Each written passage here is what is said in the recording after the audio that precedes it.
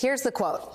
With unnerving frequency, the contemporary Republican Party sees the recent past as an enemy to be overpowered, crushed, and conquered. It is an effort predicated on the assumption that our memories can be bullied into submission, forced to give way to manufactured stories the GOP prefers. To see such authoritarian tactics in American democracy as anything less than dangerous would be a mistake. That is from a new book out this week by my MSNBC colleague, the great Steve Bannon. It is called Ministry of Truth: Democracy, Reality, and the Republicans' War on the Recent Past. And it is essential reading because it breaks down how and why Republicans, led by Donald Trump, lie in an attempt to rewrite the recent past. Joining me now is the one and only Steve Bannon, producer for The Rachel Maddow Show and editor of the indispensable Maddow blog. Steve, it's such a treat to have you in the flesh, on the set, speaking live with me. First of all, let's just get to the sort of like the essence of the book. You write, this campaign of rewriting recent history is built on a foundation of pernicious pillars. The first is a wholesale indifference toward reality. The second is the absence of shame. The third is the role of allies. And finally, there is the importance of repetition. It's such a clear breakdown of how this is happening.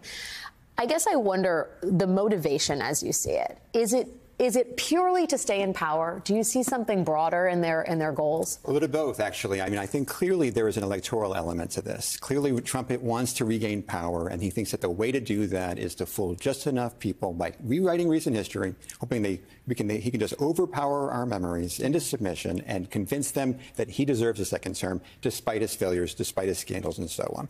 But I also think that there is a larger concern related to democracy. I think that there are a lot of Americans right now who are concerned about the rising authoritarianism in the United States. And that's a legitimate concern. I share that concern.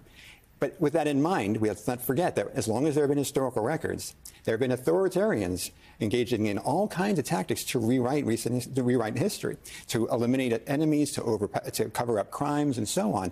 And so it's unsettling at a minimum to see Donald Trump and his allies borrowing a page from those same playbooks. Yeah, you use first of all, I don't know whether it's a testament to Trump's tactics and the Republican Party's tactics that I'd forgotten about how many important, like staggering examples there are of this. You talk about his, cry that he was going to rebuild the wall or build the wall and have Mexico pay for it, and the fact that he contends that the wall has been built and Mexico is paid for it. You talk about Russia and Russian interference and the denial of that reality.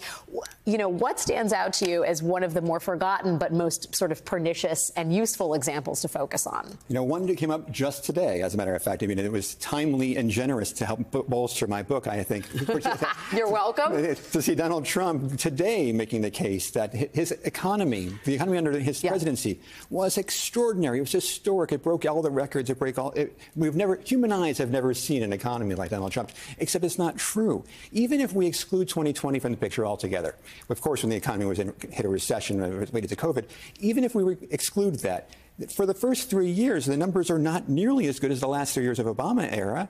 And so really, the last three presidents, he ranks third when it comes to economic performance. And so the idea that somehow he was this economic genius and mastermind, if only we returned him to the White House, everything would be great in the economy. It's nonsense. Well, and what's, I think, most disturbing about that is a sentiment that it is filtered from the hardcore right-wing corners of MAGA land to the center of the American, electorate, right?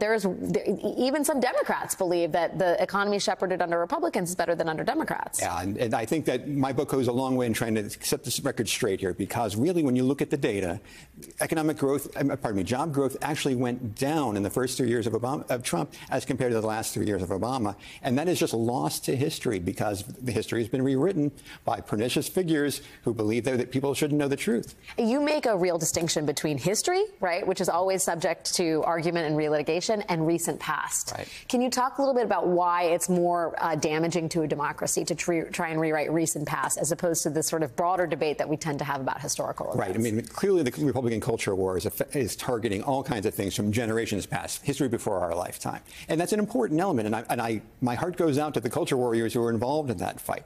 But going after recent history is so much more ambitious. Yeah. It's telling you that you don't remember things that you saw. Your lying eyes should be just discounted and discredited altogether because you should replace those memories with the brute force rhetoric that Republicans prefer. And it's extraordinary. It takes our breath away. And it's also a classic example of gaslighting. Yeah. It's telling you that if you believe the truth, if you believe what actually happened, then somehow you're nuts. Or you're a stooge of the liberal elite, the media, technology, whether it's AI-generated crowd sizes or whether it's Democrats rigging an election. It's the system is broken and it's rigged against you.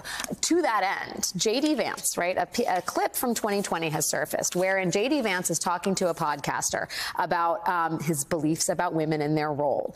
And on this podcast, he explains how his mother-in-law, Usha Vance's mother, left her job as a biologist to help raise their newborn son. And then the podcast host says that's the purpose of postmenopausal females. This is the clip. It makes him a much better human being to have exposure to his grandparents. Well, I don't know. And the evidence on this, by the way, is like super clear. That's the whole purpose of the postmenopausal female. Yes. Can we play? I don't know if we can. He literally says, yes, that is the whole purpose of the postmenopausal female, says the host, Eric Weinstein. And then J.D. Vance says, yes. This is not a good data point for J.D. Vance. The Vance campaign is, their response to it is, Steve, the media is dishonestly putting words in J.D.'s mouth. Of course, he does not agree with what the host said. Well, you know, one of the lines I use in the book a lot is that Republicans want us to discard our lying eyes. Discard your lying eyes. Yeah. Well, in this case, we're supposed to discard our lying ears, too. I mean, because the tape isn't lying here. We heard him say yes. We heard this ridiculous and offensive and insulting comment, which normal, healthy people would say, no, I don't believe that. I completely reject that. And yet here we are.